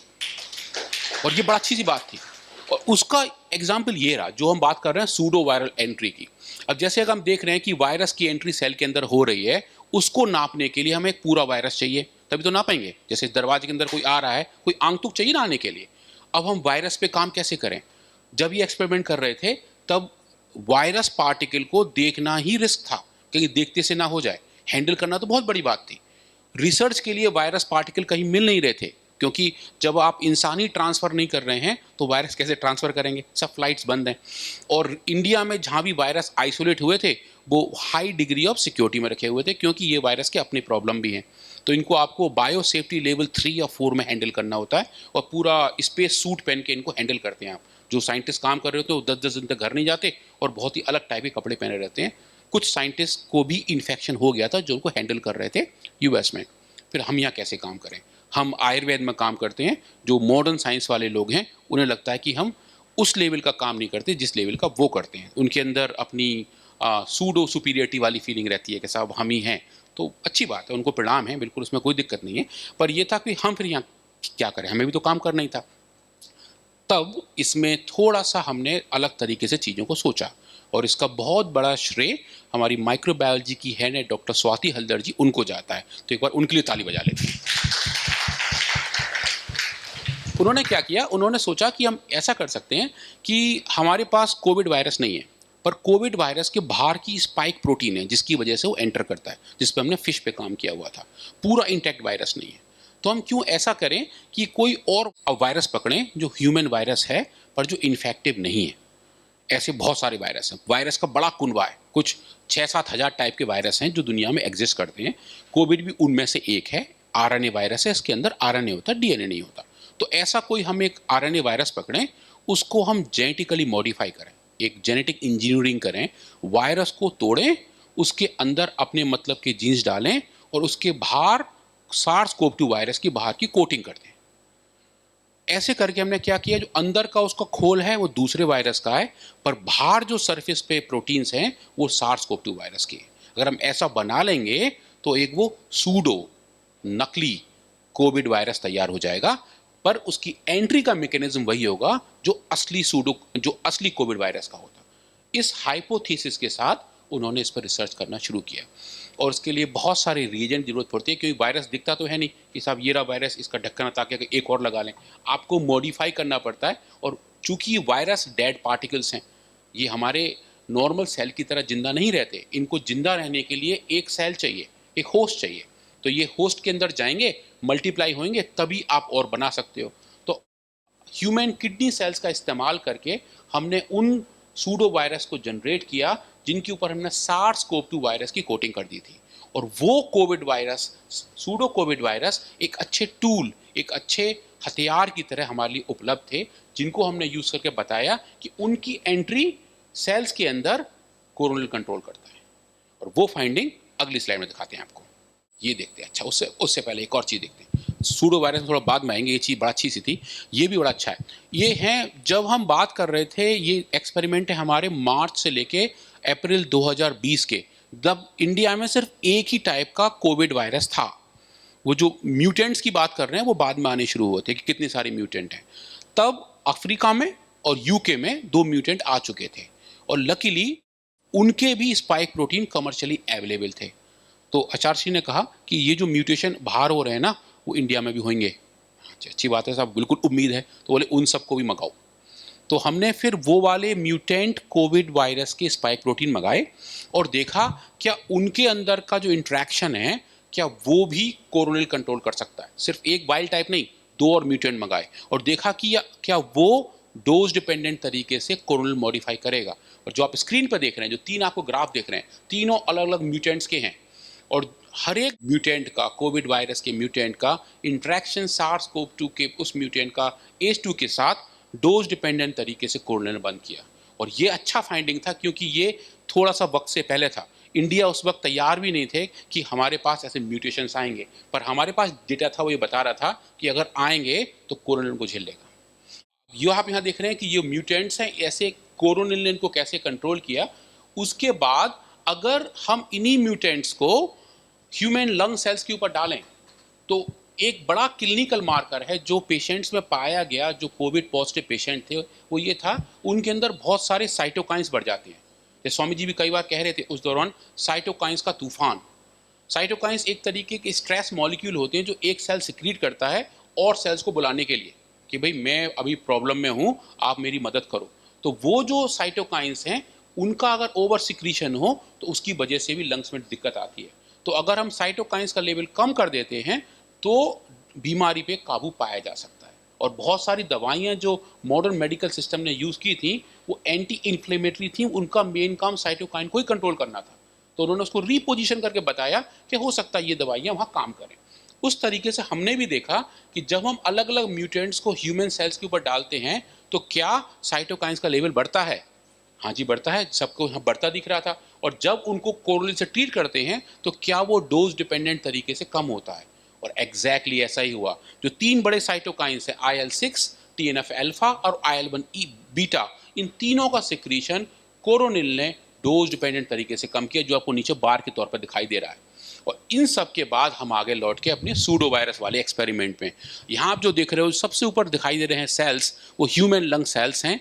उनके ऊपर जब हमने सूडो वायरस को डाला तो सूडो वायरस सेल के अंदर चले गए। अब जब हम सूडो वायरस बनाए थे तो थोड़ा सा स्मार्टनेस भी दिखाई थे। क्या दिखाई थे स्मार्टनेस? हमने इन सेल्स के अंदर कुछ ऐसे जीन्स डाल दिए जो ग्लो करते हैं, जो चमकते हैं। आप ये समझिए कि अगर एक अंधेरे कमरे में कछुआ घूम रहा है तो उसको देखना बहुत मुश्किल है, पर आप कछुए के ऊपर एक मोमबत्ती जला देंगे तो जहाँ जहाँ जाएगा आपको दिखेगा, राइट? ऐसा ही हम वायरस के साथ किए। हमने इस वायरस के अंदर कुछ ऐसे जीन्स डाले जो ग्लो करते हैं, जो ल्यूमिनिसेंस दिखाते हैं, और फिर जिस जिस सेल के अंदर वो जाएगा, अगर उस सेल के अंदर ल्यूमिनिसेंस है मतलब कछुआ कमरे में है ना, तो बस हमने वो ही देखा और पाया कि जितनी ज़्यादा ब्राइटनेस थी उतने ज़्यादा वायरस सेल के अंदर थे। और जब उन सेल्स को हमने ट्रीट किया कोरोनिल से अलग अलग डोज के साथ, तो डोज डिपेंडेंट तरीके से वो ब्राइटनेस कम हुई, मतलब कि वायरस का इंटरलाइजेशन सेल के अंदर कम हो गया था।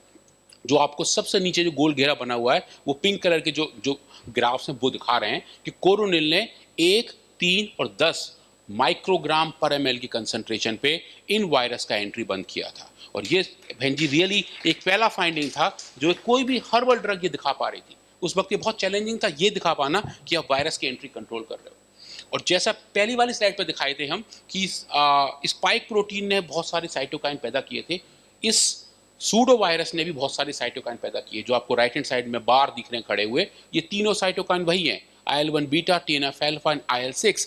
इन तीनों बढ़े हुए साइटोकाइन, जो लाल रंग का बार है बीच में, वो बढ़ा हुआ साइटोकाइन है। ग्रीन कलर का जो है वो नॉर्मल सेल्स हैं। जब इसके अंदर सूडो वायरस चले गए तो साइटोकाइन बढ़ गए और बाद में कोरोनिल ने उसको डोज डिपेंडेंट तरीके से बंद किया।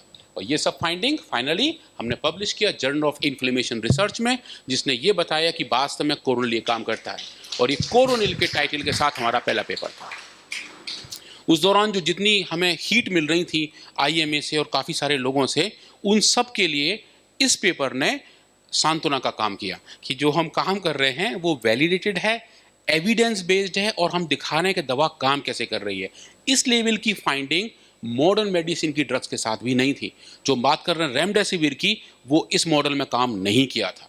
रेमडेसिविर ने वायरस की एंट्री को इनहिबिट नहीं किया था। कोरोनिल को do that. So that was the big point. और हम बता पाए कि जो मेजर कंसर्न है, जो एक क्वेश्चन है जिसका जवाब लोगों को चाहिए, वो ये रहा। और जब ये ऐसे पेपर छपते हैं, ये बड़ा जर्नल है, इसका इम्पैक्ट फैक्टर लगभग 6 के आसपास है और इसका रिव्यू साइकिल बहुत डिफिकल्ट होता है, इसमें पब्लिश करना आसान नहीं रहता। पर इन जर्नल के जो हैंडलिंग एडिटर थे, रिव्यूअर थे, उनके बहुत सारे क्वेश्चन थे। 4-4, 5-5 पेज के क्वेश्चंस इनके आते थे। आप ये क्यों कर रहे हो, इसको डिफाइन करो, कोरोनिल को अपने आप में डिफाइन करो, हो सकता है इसके अंदर वो ड्रग्स नहीं है जो आप देख रहे हो। तो बैक एंड पे बहुत सारा काम किए, बट फाइनली टीम ने बहुत अच्छे से इसको उस तरीके से प्रेजेंट किया जैसा जर्नल वाले चाह रहे थे, और उस टाइम पे प्रेजेंट किया जब हमें इसकी सबसे ज़्यादा ज़रूरत थी। तो रिसर्च में time is also very important. हम कब क्या कर रहे हैं और किस टाइम पे डिलीवर कर रहे हैं, वो उतना ही ज़रूरी है कि क्या किया। और जो हमारे PhD स्कॉलर्स हैं यहाँ, उनसे भी ये क्या बोलेंगे, करबद्ध निवेदन है कि आप अपने PhD का काम भी टाइम के साथ कीजिए। आपके अपने अपने टाइमलाइंस हैं, आप उन्हें सेटअप कीजिए, टाइम पे क्वालिटी डिलीवरी करेंगे तो संस्था और आप बहुत आगे तक जाएंगे। जैसे दीदी ने कहा था कि जब यहाँ के स्टूडेंट्स राइप होकर बाहर जाएं तो बहुत सारी कंपनियां वाले बाहर खड़े हों कि यहाँ से हम लोगों को सोर्स कर रहे हैं। That's a proud feeling. It only happens when we make a good product and you are the product. And how you get in the same form, when you do a good quality at the right time. Righty? Okay, let's go to next slide now. To interrupt you, sir, how have you isolated those alveolar lung cells? Lung cells on this test. You mean to say alveoli, right? Alveoli lung cells. So alveoli lung cells are isolated easily, but you can also buy them commercially. तो human alveolar lung cells, lung epithelial cells are commercially available. हमने जहाँ use किए ये वही हैं, A549 sales, जो हमने अपने लैब में कल्चर करते हैं। तो वो काफ़ी सारे हैं, और आई थिंक हमारे पास अभी लंग एपिथेलियम के कम से कम 16-17 सेल लाइन्स हैं। क्योंकि जब हम इस तरफ जा रहे थे तो आचार्य श्री और स्वामी जी का यही था अनुरोध कि कोई भी कोना छोड़ना का नहीं है, जो भी कर सकते हो सब करो, पूरी ऊर्जा के साथ जुट जाओ। तो जो जो रिसोर्सेस हमारे पास थे, अमेरिकन लोगों के लंग्स के सेल्स, इंडियन लोगों के लंग्स के सेल, अफ्रीकन लोगों के लंग्स के सेल्स, ब्राज़ीलियन के लंग्स सेल्स, अलग अलग एज ग्रुप के, 60 साल के, 16 साल के, 6 महीने के, हर कुछ कमर्शियली अवेलेबल होता है। हमने वो सब प्रोक्योर किए और ये देखा कि जो फाइंडिंग हमारे पास हैं, क्या वो स्पेसिफिक एक टाइप के लिए तो नहीं है।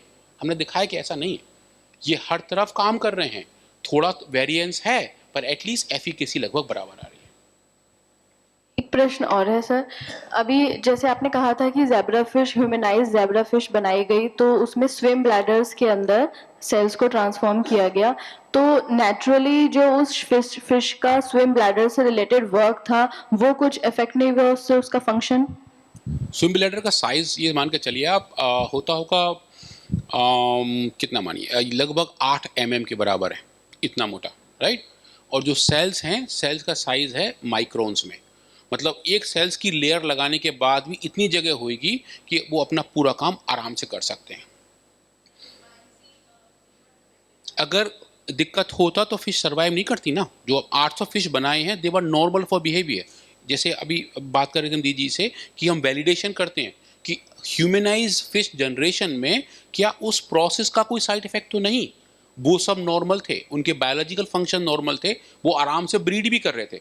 हम तो एक्चुअली थोड़े ग्रीडी हो गए थे, हम थोड़े से लालची हो गए थे। हम क्या सोच रहे थे कि हमने जो सेल्स यहाँ ट्रांसप्लांट किए हैं, अगर ये सस्टेनेबल रहें तो क्या हम इन्हें लॉन्ग टर्म यूज़ कर सकते हैं। एक आइडिया ये भी था कि क्या इनकी नेक्स्ट जनरेशन ज़्यादा प्रोन होगी सेल इनमें सेल्स लगाने के लिए, और हमने ब्रीडिंग भी उनकी कराई, उनको भी फिर आगे सेल्स नहीं दिए, पर इफेक्ट लगभग बराबर आ रहा था, तो हम उसी लेवल पर रुक गए थे। बट दैट शोज कि उनका रिप्रोडक्शन भी अफेक्टेड नहीं था, they were swimming normally. Thank you. Any more questions from people up there? कोई और सवाल किसी का? Sir one more question. Yes ma'am. Sir वो जो फिश थी, क्या उनका एज फैक्टर फिट था कोई, मतलब उनकी एज जो है इतनी लिमिटेशन होगी जो फिश थी वो? हाँ, इनकी उम्र थी 15 दिन। हाँ। मछलियों की उम्र उतनी नहीं होती ना जितनी इंसानों की होती है, चूहों की भी इंसानों से कम होती है। मछलियाँ जनरली 35 से 40 दिन तक जिंदा रहती हैं। तो ये एडल्ट फिश थे जो 15 दिन की उम्र में थे ये।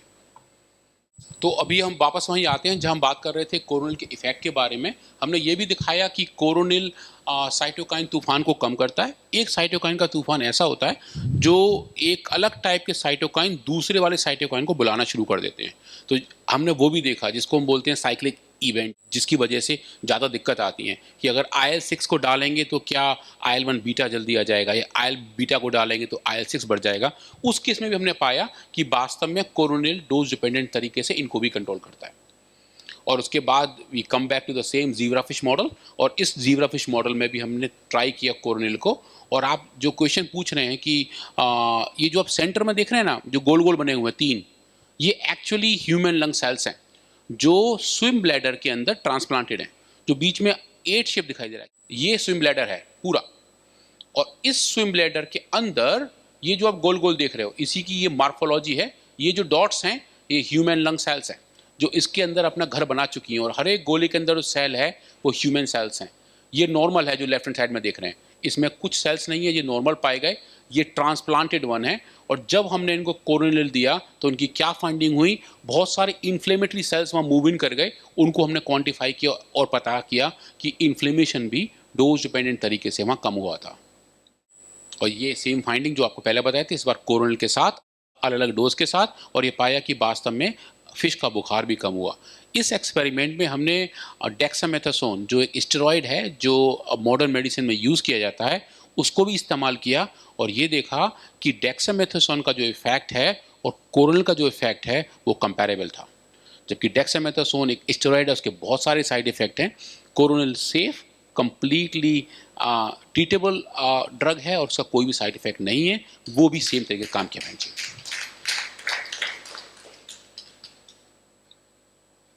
नाउ सेम फाइंडिंग है, मैं क्विकली आगे चलता हूँ क्योंकि काफ़ी कुछ हो गया, बट ये है कि ये जो फाइंडिंग्स थी वो हमने मॉलिक्यूल्स में पब्लिश किए और बताया कि कोरोनिल ज़ीब्रा फिश मॉडल में भी अच्छे से काम कर लेता है।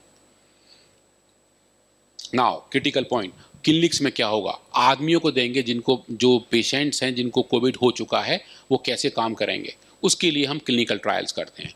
randomized clinical control trials which you do, जहाँ पे आप पेशेंट्स लेते हो, एक ग्रुप बनाते हो जिसमें आपको दवा देते हो, एक कंट्रोल ग्रुप बनाते हो जिसमें दवा जैसे दिखने वाली गोलियां देते हो जिनको प्लेसिबो कहते हैं, और देखते हैं इन दोनों के अंदर में क्या अंतर आया।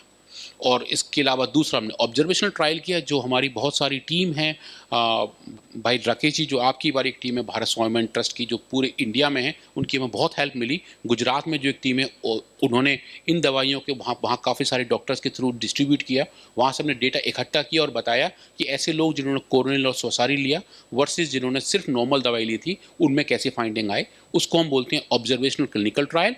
और पहला वाला जो कंपोनेंट है वो रेंडमाइज क्लिनिकल ट्रायल, जो उन पेशेंट में किया गया जो भर्ती थे हॉस्पिटल में जिनको कोविड RT-PCR पॉजिटिव पाए गए थे।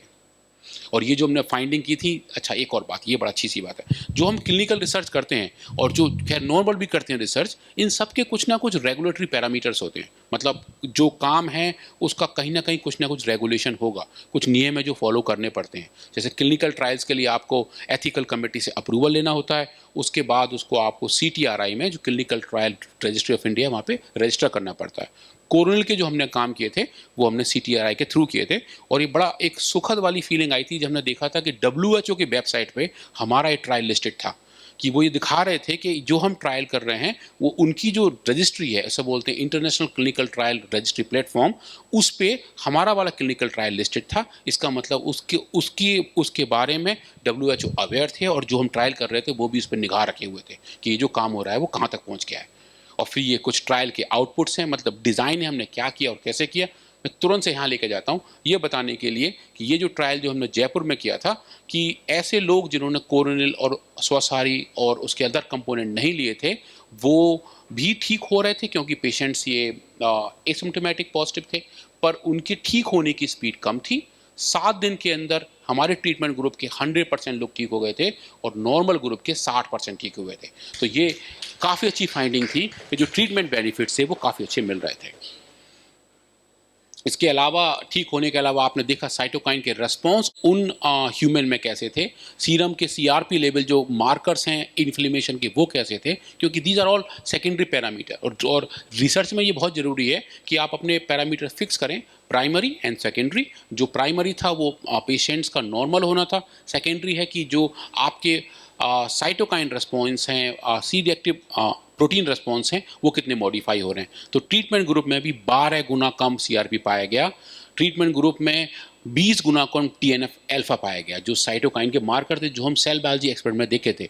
तो जो हमारी फाइंडिंग थी इन विट्रो बायोलॉजी की, इन विवो बायोलॉजी की, वो वैसी ही हमें ह्यूमन्स में मिली, और जो एक अच्छा ट्रांसलेशन मार्कर है कि जिस तरीके से हम रिसर्च प्लान कर रहे थे, एग्जीक्यूट कर रहे थे, सेल से लेके एनिमल तक और एनिमल से लेके ह्यूमन तक जो मार्कर्स थे वो कंजर्व रहे, कि हमारा जो पाथ था वो क्लियर था और हम हर चीज़ एक ही तरीके से फॉलो कर रहे थे।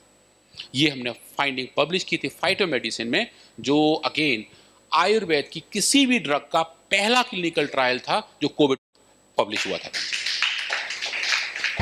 मतलब आयुष मिनिस्ट्री भी बहुत सारा उस दौरान काम कर रहे थे, उनका भी एक ड्रग आने वाला था आयुष 64 करके, उनका डेटा इकट्ठा होना शुरू हो गया था। बाय द टाइम वो इकट्ठा करके कंपाइल करते हमारा पेपर प्रेस में था। Sir that was a big thing. ये पेपर को मैं अभी मेटा एनालिसिस में फोकस कर रहा था। मूल रूप से 2 पैरामीटर है, TNF अल्फा और high sensitive C reactive protein.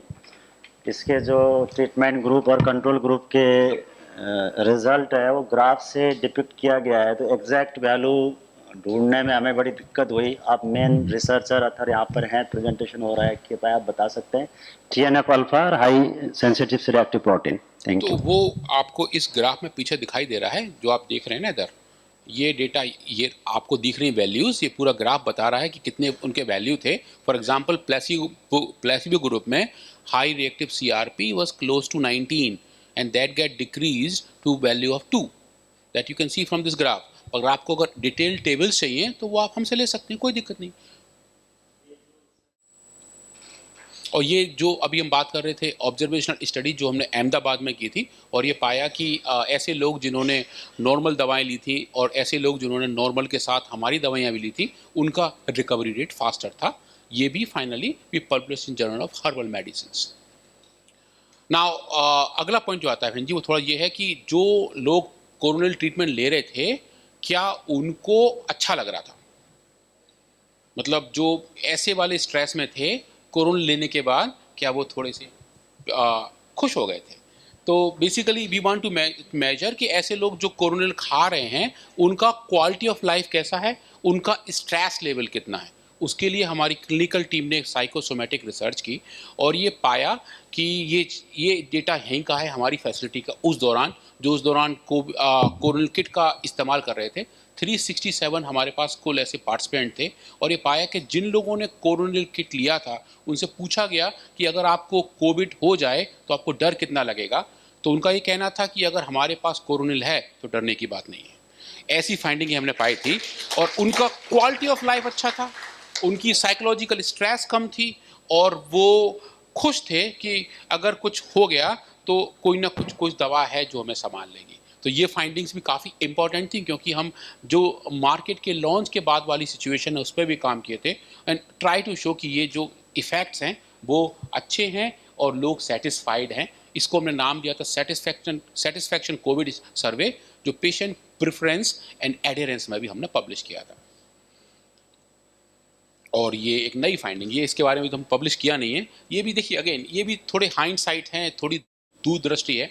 जब बहुत सारा हल्ला मच रहा था ओमिक्रॉन को लेके, तो जिस दिन पहला न्यूज़ आया ओमिक्रॉन का, आचार्य जी फ़ोन किए, हमारे पास ओमिक्रॉन है, हमारे पास ओमिक्रॉन नहीं है। बोले तुरंत मंगाओ और देखो कि ओमिक्रॉन के ऊपर कोरोनल काम करेगा नहीं करेगा। अब तब तक ये आ गया समझ में कि ओमिक्रॉन उतना दुखी करने वाला वेरिएंट नहीं है, पर आचार्य जी बस इंसिस्टेंट, ट्राई करो और ये बताओ क्या हो रहा है। लकीली ओमिक्रॉन का हमें रीजेंट मिल गया, हम मंगाए और रिजल्ट सामने है कि जैसे ही ओमिक्रॉन को चेक करते हैं कोरोनल के साथ, कोरोनल उसको भी अच्छे से कंट्रोल करता है। इसकी नौबत नहीं आई, पर एटलीस्ट ज़रूरत पड़ती तो हम तैयार थे कि जो कोरोनल का अगर हम यूज़ करेंगे तो ओमिक्रॉन का जो वेरिएंट है कोविड का वो भी हम काबू कर पाएंगे। And that was a very good finding, क्योंकि एक नया फाइंडिंग अभी हम होल्ड किए बैठे हैं। होपफुली कभी होगी ज़रूरत, भगवान की ज़रूरत ना पड़े तब भी ऐसा इसको इस्तेमाल कर लेंगे। सो नाउ हम उसी स्लाइड पर वापस आ गए जहाँ शुरू में थे। What a well planned scientific research can achieve for you. What we can do? We can in this whole process, ये पूरे एक साल के काम में हमने देखा, आचार्य जी और स्वामी जी के निर्देशन में, उनके आशीर्वाद से हमने पाया कि आयुर्वेदा प्रोवाइडेड ए कोविड-19 मैनेजमेंट इन ए रिकॉर्ड टाइम। इतने शॉर्ट ड्यूरेशन में जो जनवरी 2020 से शुरू करके दिसंबर 2020 तक गए, इतने सारे काम एट इतने हाई स्पीड पे, इतने हाई क्वालिटी के, with a good quality publication. Corona के ऊपर पतंजलि रिसर्च इंस्टीट्यूट ने कुल 26 पेपर पब्लिश किए हैं और सब हाई इम्पैक्ट जर्नल में। That's how the research has to move ahead. और ये बताने के लिए कि आप लोग जो भी काम करेंगे पीएचडी स्कॉलर्स, आपको थोड़ा सा अपना विजन दूर तक रखना है। इसमें बहुत सारे ऐसे काम थे जो ठीक तरीके से नहीं चल पा रहे थे, पर थोड़ा रास्ता बदलते हैं तो रास्ता मिल जाता है। तो आप हतोत्साहित मत होइए। और जैसा अभी दीदी जी ने कहा था कि वो एक कोचिंग इंस्टीट्यूट में 1000 लोग रोज़ आत्महत्या कर रहे हैं, वो मोटिवेशनल का प्रॉब्लम है। हमारे यहाँ एक अच्छा ये है कि आपके पास वर्ल्ड क्लास मोटिवेटर्स हैं। लोग जिनसे मिलने जाते हैं मोटिवेशन के लिए, वो आपके पास आते हैं आपको मोटिवेशन देने। तो आप उस संदर्भ में बहुत लकी हैं। आपको आशीर्वाद, प्रवचन, शुभकामनाएं हर एक मौके पे मिलती रहती हैं। तो आप उनका लाभ उठाएं, मोटिवेटेड रहें और एक्सपेरिमेंट को, रिसर्च को उस तरीके से करें जो आपको आगे लेके जाए। कल के मुकाबले आज आप थोड़ी से आगे हों, परसों और आगे हों, तो कभी नहीं रुकेंगे। चाहे छोटा सा प्रयास हो, पर होना रोज चाहिए। Now I come to my last slide. ये हम आगे चले जाते हैं। ये दीज आर जस्ट नॉट डिटेड थिंग। सो ये आज की मेरी समरी है और मैं क्विकली 4-5 लाइनें बोल देता हूँ। आज थोड़ा ज़्यादा टाइम हो गया मेरे से, मैं भी थोड़ा भावनाओं में बह गया था। पर यह है कि solve the right problem in the right way.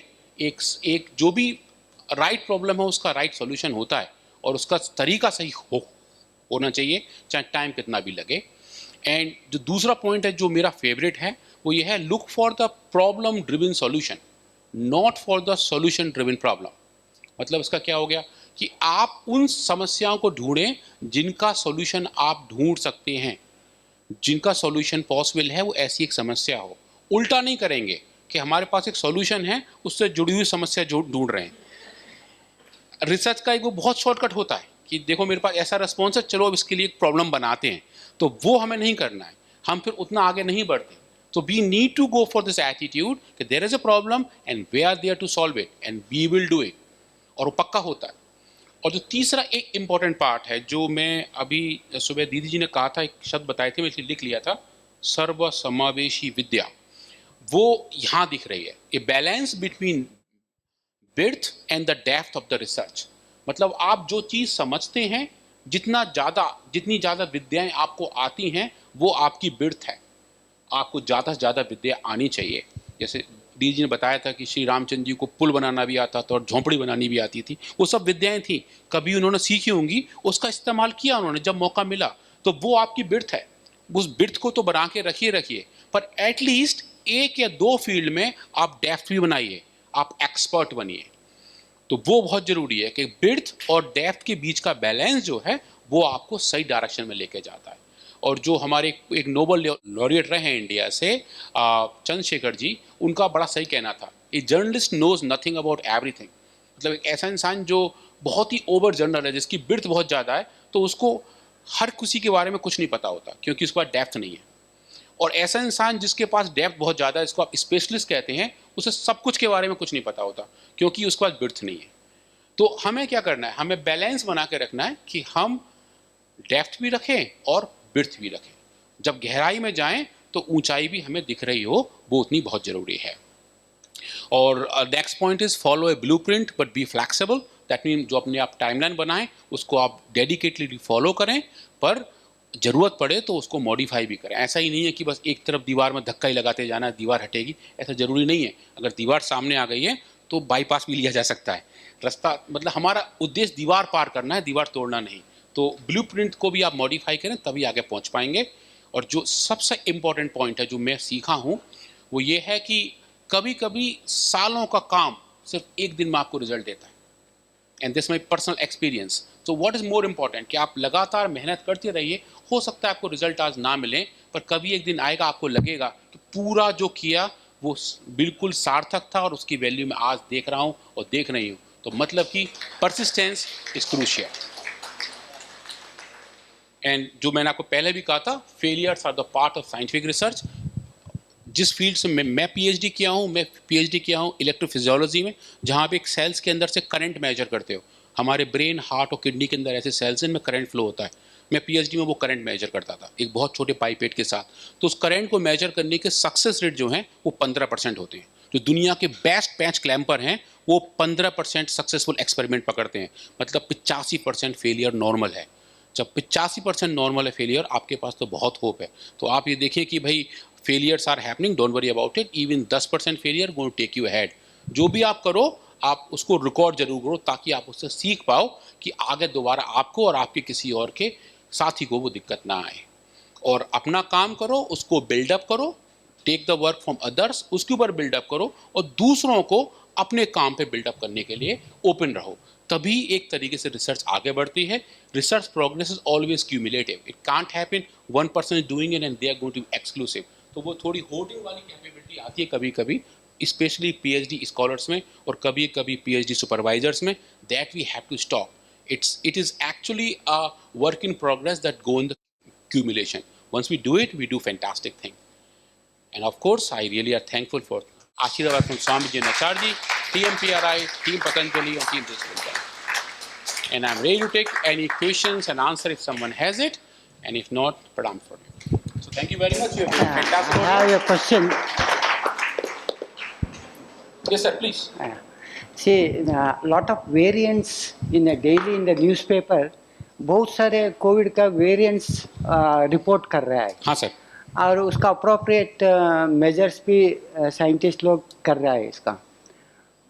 Now a alternative method like counting the cells. See, like we count the ordinary numbers, like that, can we count the cells in the body when it is affected by the COVID virus, before and after? Like we count the radiation in the GM counter, like that any cell counter is there when the disease affected by the people? Sir, cell counter Or radio immunoassay, what we call. You can do a cell counting if the cells are in suspension. That means to count a cell, cell should be in a liquid state. So in a living organism, if you want to count a cell, the person need to get dissolved in some liquid. You get my point? So it is practically not possible to count each and every cell of a human being, but you can count the cells from a tissue. If someone give a biopsy sample, you can count how many cells are there. That is possible, and you can then calculate how many cells are infected with the virus if you have the right tools for it. For example, the tools we talked about, कछुए के ऊपर मोमबत्ती, अगर ऐसा tool virus में लगा हुआ है, and then you can see how many cells is having that light on. So those counts are possible. There are a lot of people who are doing it, and those are doable really. And we are doing with the animals. Now we start moving towards work with भस्मास, जो हमारी नई दवा है आयु prime, जो सबसे महंगी है अब तक और बड़ा अच्छा काम भी कर रही है. उसके अंदर स्वामी जी ने सोना चांदी हीरा मोती चारों अच्छे से पैक किए हुए हैं और वो एंटी एजिंग की अच्छी दवा है. उसके अंदर चूंकि वो गोल्ड पार्टिकल्स हैं, हम गोल्ड पार्टिकल्स को ट्रैक कर सकते हैं एक सेल के अंदर, क्योंकि नेचुरली इतना ज़्यादा गोल्ड सेल्स के अंदर नहीं होता है. तो जहाँ जहाँ हमें गोल्ड चेक करना है हम चेक कर लेते हैं. तो आजकल हम एंटी एजिंग मॉडल्स पे काम कर रहे हैं जहाँ एनिमल्स को आयु प्राइम देंगे तो उन एनिमल्स के किस सेल में कितना गोल्ड है वो हम नाप के बता देंगे. That is possible. That means in vitro assess it is possible. In vitro fully possible. Even in vivos are possible. One could do that. Thank you. Sir, please. क्योंकि बिहेवियरल स्टडी का भी इसमें रहा है रोल, तो मेरा जो area है रिसर्च का basically is a ecological study of birds with a socio biology. Fantastic. तो जैसे आपको पता भी होगा अब तो, क्योंकि already you are doing so much of research, तो वल्चर्स के साथ बहुत बड़ी प्रॉब्लम आई थी इन अ पास्ट, और they have shown some abnormal behaviour before the contamination because the accumulation of the chemicals in a body, Diclofenac. Diclofenac. Yes. तो अभी कुछ अर्बन बर्ड्स के ऊपर मैं कंसंट्रेट कर रहा हूँ, and some of the local birds are going to be vanishing in a very fast mode. Like अगर आप बात करें तो मैगपाई रॉबिन है, हाउस स्पैरो है, रेड बेंटेड बुलबुल है, and some more warblers species they are going dramatically declining is going on. तो मेरा भी हाइपोथेटिकली ये मेरा क्वेश्चन है कि अगर मुझे कोई डेड कार्केसिस मिलता है, क्योंकि बहुत सारे factors are responsible to make a pressurising the population, चाहे वो एनवायरमेंटल फैक्टर हो, चाहे वो केमिकल हो, चाहे वो बेसिकली कोई वायरस या कोई कंटामिनेशन हो किसी भी तरह का. तो अगर इस तरह का कोई डेड कार्केसिस मुझे मिलता है तो shall I get the support from the PRI to analyse the serum और सेल और tissues of the birds just to get the exact. If you are looking for a chemical present in the body, yes, we can do that. You want to say how much diclofenac is there inside it, we can measure it and let you know. But if you say what are the environmental factor that has affected the bird, we can't help it because that is happened prior to the death of the animal. So just compound present in the body, manageable. Sure, sir. Thank you. Hello. Sir, please. So actually in silico docking studies, as far as I know, Gibbs free energy is also plays a very important role. So may I know how you calculated the Gibbs free energy? It's a part of the software package. You measure Gibbs free energy, you measure binding energy, you measure dissociation constant. Yeah. All three of them come together and that generate a single score for a given phytochemical for that reaction. And that the basis you segregate them. So To- it is in silico. It's Everything fully is in silico. That become your first driving point. I mean, from there you take how are you going to next. Can So you do it experimentally? Can of you course, very easily, Yeah. no problem. Biochemistry is all about it. You may be having Dr. Vinay Sharma sitting there. He will explain you more about it. Okay, तो जैसे आप भाई जी ने क्या request तुलसी के बारे में, तो तुलसी का जो काम करने का तरीका है वो थोड़ा अलग टाइप का है. तो अश्वगंधा और गिलोय तो एक तरीके से डोर कीपर का काम कर रहे हैं, जहाँ कोविड वायरस के एंट्री को वो रोक रहे हैं. तुलसी क्या काम करती है? तुलसी के जो मेन कंपाउंड है स्क्लेट्रीन, वो क्या करता है कि जब वायरस सेल के अंदर आ गया और उस सेल की मशीनरी को वायरस हाईजैक कर लेता है और अपनी कॉपियाँ बनाना शुरू करता है. उसको बोलते हैं रिप्लिकेशन. एक वायरस की 150 कॉपी एक सेल के अंदर बन जाती है. जो हमारी खुद की सेल हैं वो अपना काम छोड़ के इस वायरस की बात मानते हैं. जैसे कि हवाई जहाज का हाईजैक होता है ना, आतंकवादी बोलते हैं यहाँ लेके जाओ, वैसा ही वायरस हमारी सेल के साथ करता है. तो वो जो रिप्लिकेशन का प्रोसेस है उसके लिए एक बहुत स्पेसिफिक एंजाइम काम करता है जो वायरस खुद जनरेट करता है. उसको बोलते हैं RDRP, RNA dependent RNA polymerase. वो एक स्पेसिफिक एंजाइम है. तुलसी के 2 कंपाउंड उस एंजाइम को डायरेक्टली इनहिबिट करते हैं। तो मतलब क्या होता है कि अगर तुलसी वहाँ प्रेजेंट है तो वो एंजाइम कम हो जाएगा, वो एंजाइम कम हो जाएगा तो वायरस का रिप्लिकेशन बंद हो जाएगा। तो एक सेल से दूसरे सेल के अंदर पहुंचने की जो इन्फेक्शन की साइकिल है वो तुलसी कंट्रोल करेगा। तो किसी इंसान को इन्फेक्शन है, अगर वायरस पहुंच गया तो ज़्यादा आगे नहीं बढ़ पाएगा और दूसरों को भी इन्फेक्ट नहीं कर पाएगा। तो that's a finding for Tulsi.